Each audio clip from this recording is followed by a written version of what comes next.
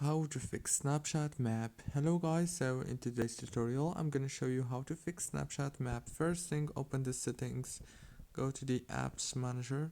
When you open the apps manager on this page, you will find all the apps that you have on your phone.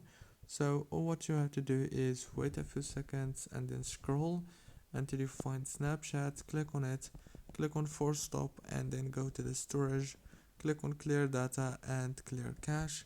And after that, all what you want to do next is go to the permissions. Make sure to enable all the permissions, and then all what you want to do is go to the settings on your phone, go to the wireless and networks, enable the airplane mode, and then disable it like this. That's it guys, very easy and simple as you can see. Don't forget to like and subscribe, and thank you so much for watching this tutorial until the very end. See you later.